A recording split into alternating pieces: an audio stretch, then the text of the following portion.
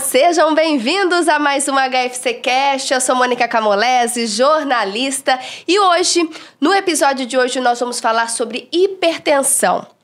Doença que atinge muitas pessoas, portanto, hoje, para esclarecer as dúvidas, será que tem como evitar? E o tratamento, será que tem cura? Será que não? É uma doença crônica? Quem vai explicar tudo pra gente hoje, esclarecer todas essas dúvidas, é a doutora Roseli Lima. Ela é cardiologista aqui do HFC. Seja bem-vinda, doutora, ao nosso podcast. Muito obrigada. Doutora, vamos falar de hipertensão. Vamos. Primeiro, a hipertensão, ela atinge muitas pessoas? Sim, a hipertensão, atinge mais, quanto maior a idade, ela é mais prevalente, mas a gente vê principalmente no público jovem, depois da Covid, isso ficou muito mais evidente, até 20 anos, a gente vê cada vez a curva vindo mais para mais cedo, principalmente em homens. Então, na população mais jovem, é mais comum em homens. Pessoas mais idosas, a prevalência é discretamente superior nas mulheres. Então, depois da Covid, essa mudou, questão mudou essa... Sim. A gente não sabe se por conta de ficarmos 2 anos e pouco sem acesso à saúde, mais reclusos, não sei se isso acabou gerando uma fila de espera, vamos falar das pessoas para acesso. O sedentarismo também, que talvez tenha aumentado por ficar dentro de casa, com certeza, a maioria da população engordou, ficou sem fazer atividade física, mesmo porque não podia, sair, Quem não tinha esteira, uma bicicleta ergométrica dentro de casa, sofreu bastante com isso. Vamos explicar para a gente entender, Porque sempre gera muita confusão. O que é a hipertensão? A hipertensão é aquela situação em que o sangue, o jato de sangue bate nas paredes das artérias por uma pressão muito alta, por um tempo prolongado. Vamos falar em uma maneira bem simples, Sim. A gente sabe que tem hipertensão essencial, que é aquela que você não tem um motivo, você pode não ter um motivo identificável, pode ser devido à hereditariedade, então os pais, os avós eram hipertensos, e também estilo de vida pode estar influenciando para essa hipertensão essencial. E a gente tem também hipertensão secundária, que é secundária a alguma doença no rim, uma doença endócrina. Diabetes também pode estar associado? Isso, ela é um fator de risco também, Mas no caso da hipertensão, por exemplo, uma estenose de artéria renal, feocromocitoma, alguns tumores de adrenal, então uma coisa mais específica que acaba levando à hipertensão.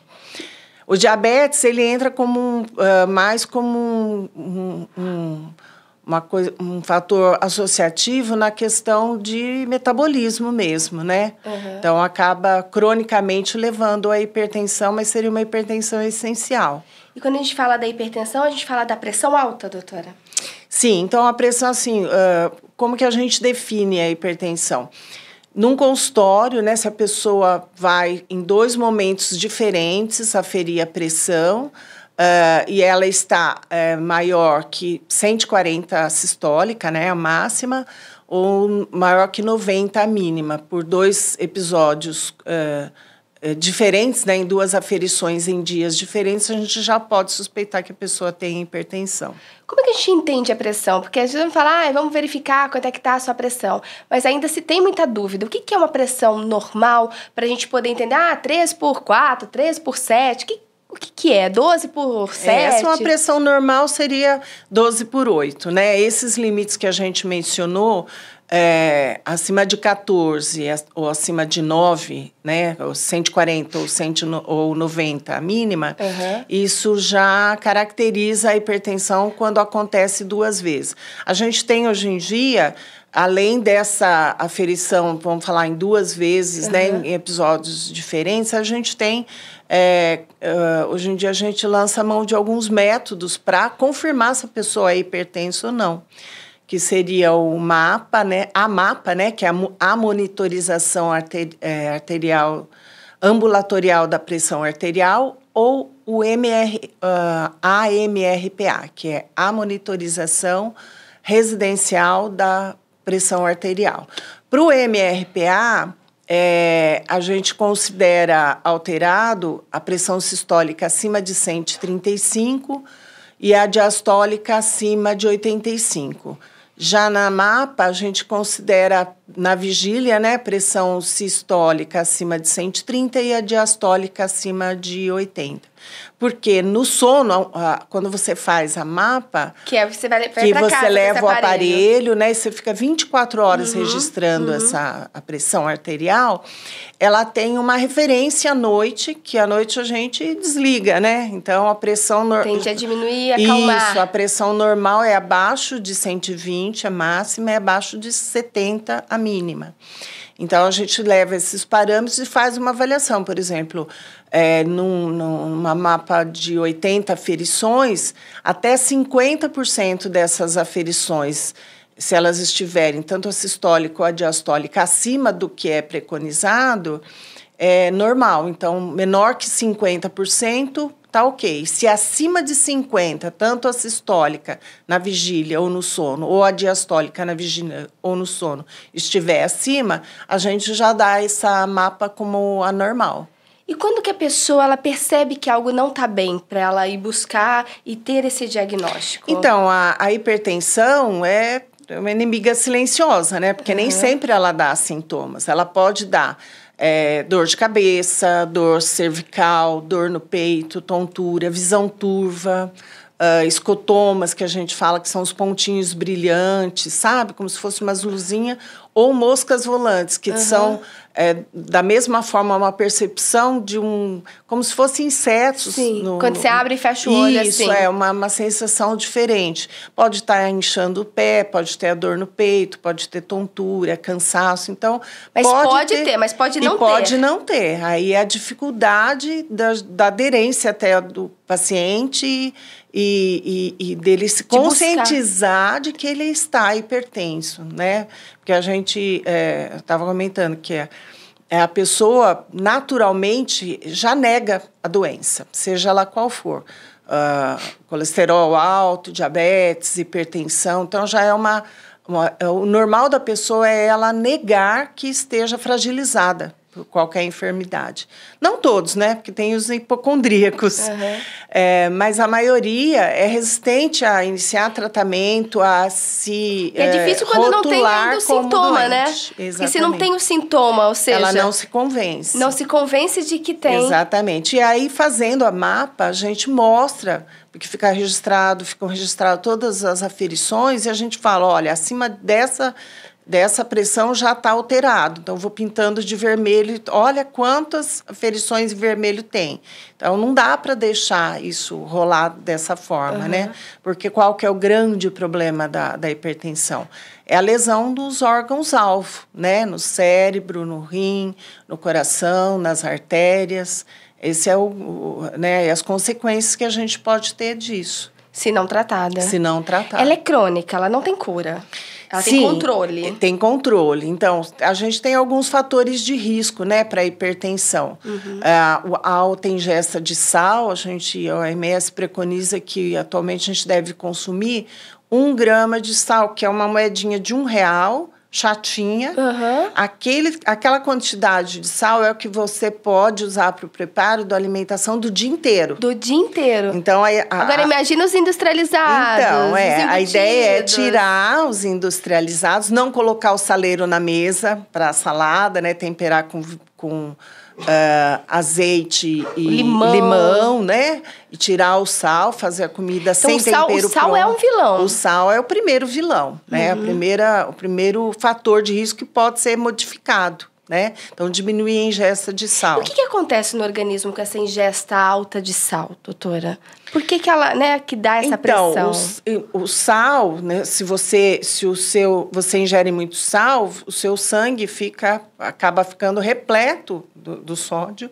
Isso acaba puxando, né, buscando mais água para equilibrar. Tudo uma questão de equilíbrio hidroeletrolítico. Entendi. Por isso que quando você trata, você acaba tentando eliminar a água para baixar o volume de água. Você come muito sal, você vai ter sede, você vai ingerir mais e isso vai ficar retido, você vai inchar mais, né? Entendi. Então, o sal é o primeiro que causa esse distúrbio eletrolítico a nível de membrana, principalmente, né? Membrana celular, esse é o grande problema.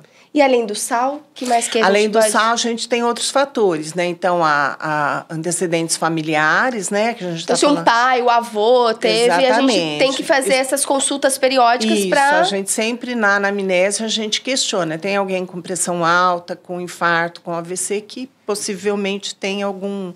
né? Já tem uma hereditariedade. A gente avalia também a idade, então, quanto mais idoso, maior a propensão de ter hipertensão, o sedentarismo, a obesidade, hábitos, né? Então, tabagismo, uso de drogas ilícitas, uso de álcool, o estresse contínuo, né? Então, eu tenho muita gente que, assim, trabalhava, sei lá, num banco, numa instituição, que é aquela pressão contínua, cronicamente desenvolveu a hipertensão arterial. Porque o problema é assim, você não consegue, às vezes, evitar de ter os conflitos do cotidiano, mas isso depende de como você gerencia isso.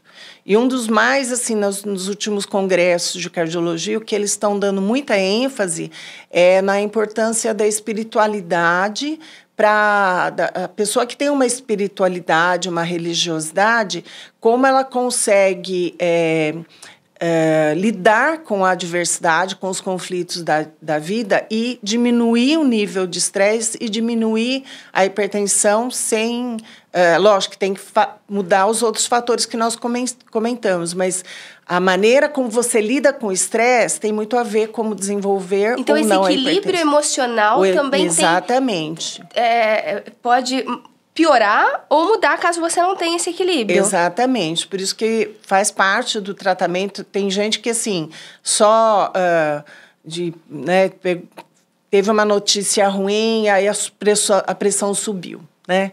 Então, você vai na UPA, vai no pronto atendimento, às vezes só de dar um sedativo, ou até conversando com a pessoa, a pressão já baixa sozinha, entendeu? Então, porque numa situação de estresse, acontece uma vasoconstrição, né? Então, a pressão sobe mesmo, libera adrenalina, então tem uma série de fatores, né, que acaba ocasionando. Isso, cronicamente, acaba levando o vaso a estar na situação de vasoconstrição generalizada. Entendi. E é uma doença crônica, é medicamentoso o tratamento?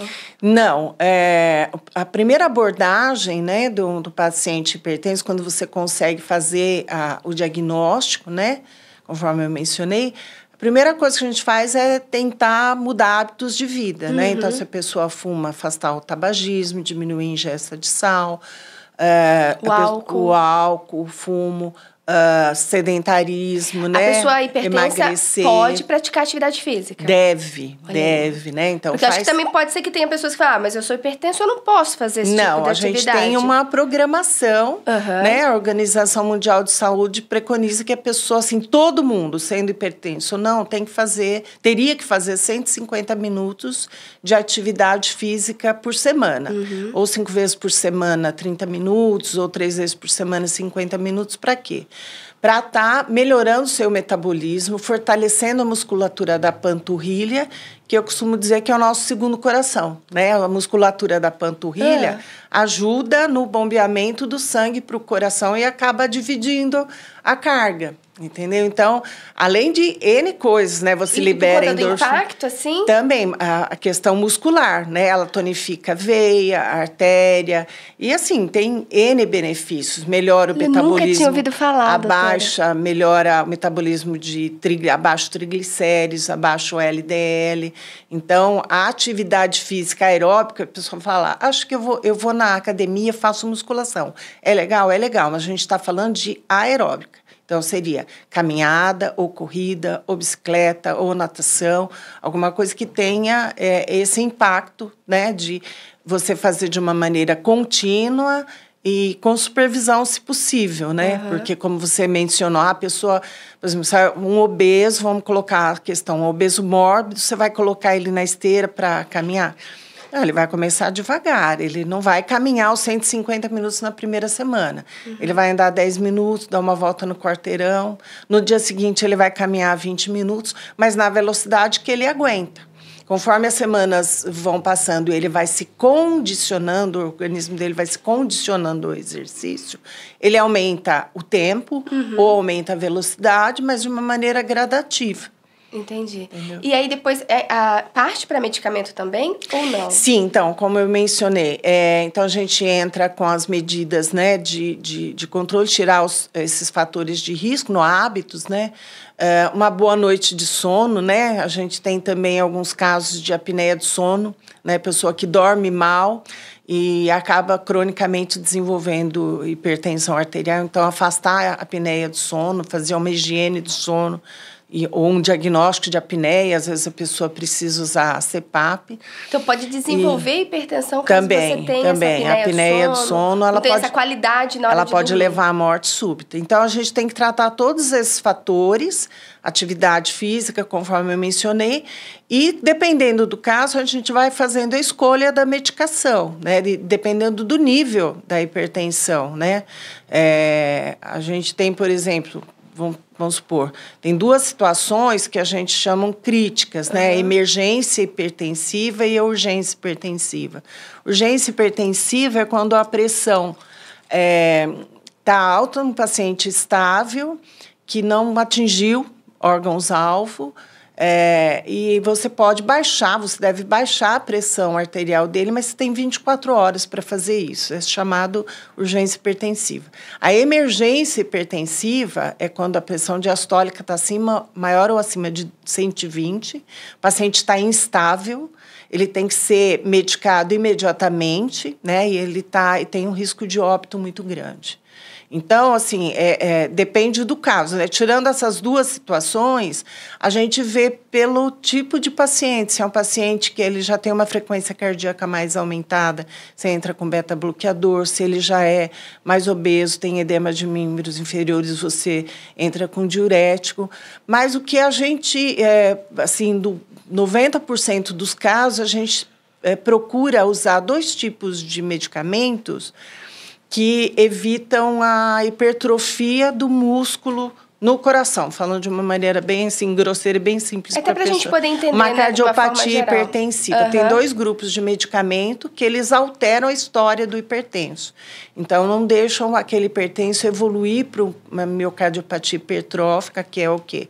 O músculo do coração ficar grosso, ficar hipertrófico, por um mecanismo semelhante a um rapaz que faz halterofilismo, né? Então, o músculo fica hipertrofiado quando você carrega peso. O coração é outro tipo de músculo, mas funciona de maneira parecida. Então, esses dois medicamentos a gente costuma utilizar para prevenir essa hipertrofia. Mas a gente costuma começar com monoterapia, a menos que a pessoa já tenha uma hipertensão, né, resistente, ou seja, num desses dois casos que eu mencionei. O histórico. E quando vem a óbito, é por conta da hipertensão em si ou porque ela acabou afetando outro órgão? Sim. Existe a encefalopatia hipertensiva, né? Existem as emergências hipertensivas. A hipertensão, ela, por si só, ela já vai desenvolvendo uma série de lesões, como eu falei, em órgãos-alvo, né? Além do cérebro, rim, né? Então, um infarto, um AVC, uma insuficiência renal e vasos no geral. Então, tanto a parte periférica, artérias periféricas, mas principalmente a aorta, ela é muito afetada por conta da hipertensão mal controlada. Então, a gente tem a aorta dilatada, um aneurisma de aorta e pode acontecer até uma dissecção da aorta, que também é um caso, leva a óbito, na maioria dos casos leva a óbito, por conta de um mau controle da hipertensão, entre outros fatos, né? Entre outros fatores, mas ela é uma das principais. E o hipertenso diagnosticado, já fazendo tratamento, né? Tentando mudar os hábitos, ainda assim, ele pode levar uma vida normal?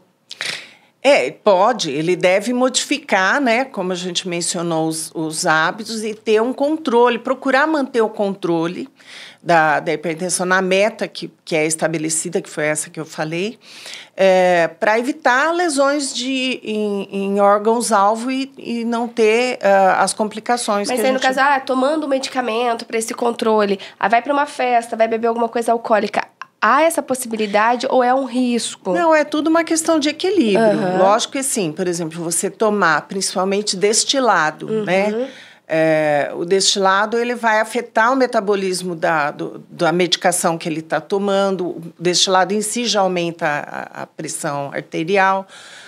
Então, se, por exemplo, se na semana inteira ele não bebe, chega no fim de semana, ele vai numa festa, ele toma uma latinha de cerveja, um cálicezinho de vinho, uma coisa moderada, não vai ter problema. A dificuldade é, a semana inteira eu não bebo. Mas chega no fim de semana, eu tomo 2 fardos de cerveja. É a mesma coisa, né? A gente vai ter o mesmo problema. Então, o álcool vai ter esse impacto. Acho que, assim, com moderação e equilíbrio, a pessoa pode ter uma vida normal, vai fazer atividade física, vai fazer uma ingesta de sal moderada, né? Baixa, né? Como eu falei, de 1 grama por dia. Vai procurar ingerir frutas, verduras, legumes, uma dieta baixa em gordura, né, principalmente. A gordura também? Combater o colesterol. Então, a obesidade, o IMC, né, vamos falar, um sobrepeso, que seria o IMC, que é o peso pela altura ao quadrado, ele estando de 19 a 25, é o IMC normal. De 25 a 30 é o sobrepeso. E acima de 30 é a obesidade. Aí vem grau 1, grau 2, obesidade mórbida. Então, esse controle, né, isso é só um indicador, mas tem outros indicadores de obesidade. A pessoa que está numa dessas faixas, por exemplo, entre sobrepeso e obesidade, ela começa a fazer um tratamento, faz mudança de hábitos de vida e consegue reduzir 10 quilos do seu peso total. Ela já baixa a pressão, ela já muda de fase, a gente já consegue reduzir. Eu tomava 2 antihipertensivos, eu consigo tirar 1. Então, já consegue diminuir a gente consegue. Essa dependência de medicamento. Exatamente. Eu pego muito homens e mulheres, né, que estão fazendo acompanhamento para obesidade, pós-bariátrico, ou a pessoa não fez bariátrica e fez uma dieta rigorosa e perdeu peso, ela deixa de tomar medicação para pressão. Quando a hipertensão, né, tinha como fator de risco a obesidade, mais esse desequilíbrio lipídico. Às vezes não, às vezes eu tenho, assim, por exemplo, eu tenho bastante paciente que é magrinho de tudo, mas tem uma hereditariedade ruim, né, que infelizmente é hipertenso, faz atividade física, é atleta, faz caminhada, faz dieta. E quando é assim, magrinho, que se a gente falar, é falso magro, que tem aí as dificuldades com a saúde, é hereditário nesse caso ou não só necessariamente? Então, a hereditariedade não tem muito a ver com ser magro ou ser gordo, né? Não, mas para ele ter hipertensão, eu digo. Então, um dos fatores de risco da hipertensão é a hereditariedade. Então, se os pais tiveram hipertensão, ele tem chance de desenvolver. Então, vamos supor, a pessoa se cuida, é magrinha, faz atividade, mas tem hereditariedade, ele vai ter a hipertensão, mas com certeza, se ele se mantiver num cuidado bom, ele vai precisar de menos antihipertensivo do que se ele chutar o pau da barraca, né? E acabar chutar o balde. Exatamente. Então, essa possibilidade. Não é porque você é só magrinho que você não bater também. Então, exatamente. E aí, no caso, a gente tem que se atentar em ir ao médico pelo menos uma vez por ano para fazer esse check-up, né? Exatamente. Porque, como eu disse, ela muitas vezes é silenciosa. Exatamente. Então, a pessoa acha que quando é novo, está focado no trabalho, não tem tempo para nada. É aí que você tem que ir atrás, né? Porque a hipertensão, ela é silenciosa.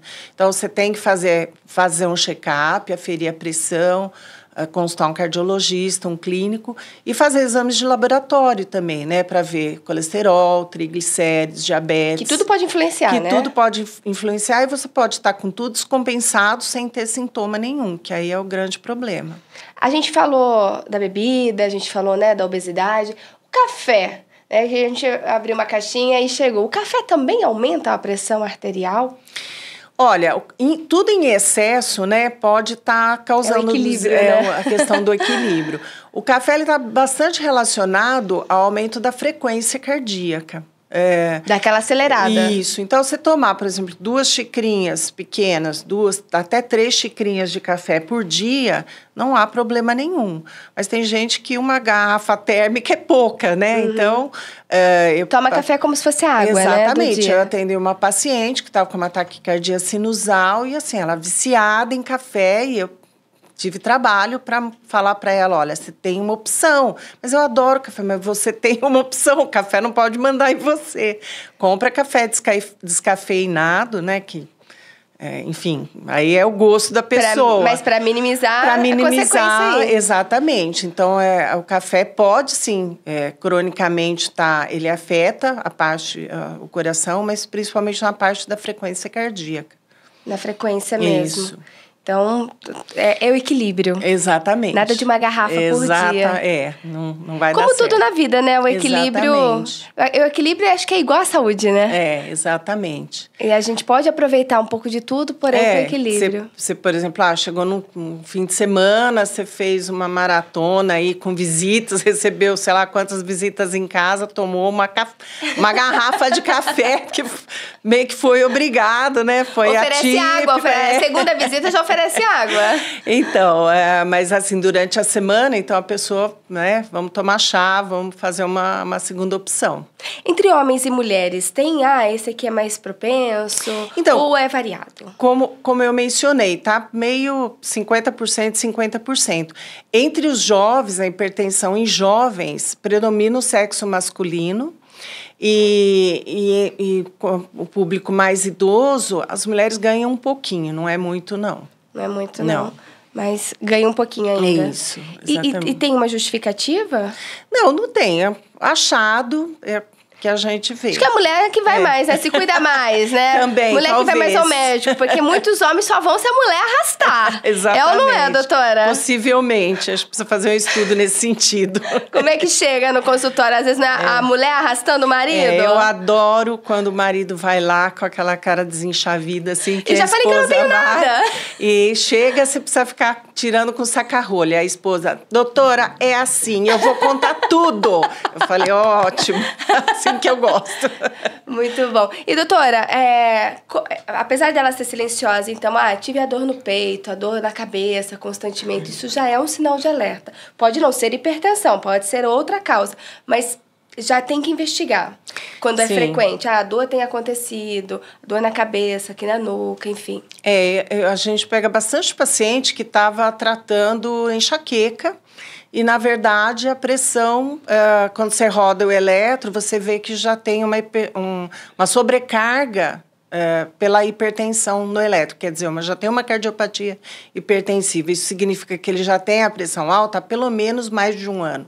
E ele não sabia que aquela pressão não era enxaqueca, que aquela dor de cabeça não era enxaqueca. Então, ele já vinha com a pressão alta, que não é hábito, né, da pessoa estar E aí está tratando a enxaqueca, não está tratando a hipertensão. Não está tratando a hipertensão. Então, o ideal é a pessoa estar fazendo mesmo, né, um check-up anual e, periodicamente, estar ferindo a pressão.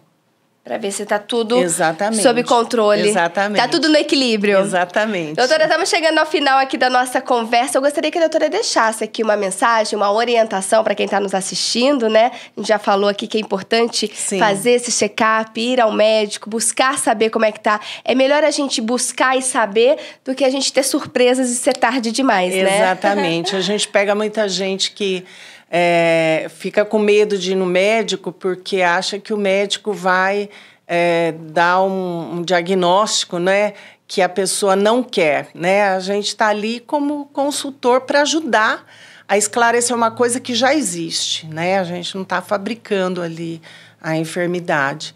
E a gente procura deixar o mais acessível possível, né? Eu acho que assim, os programas de saúde têm que deixar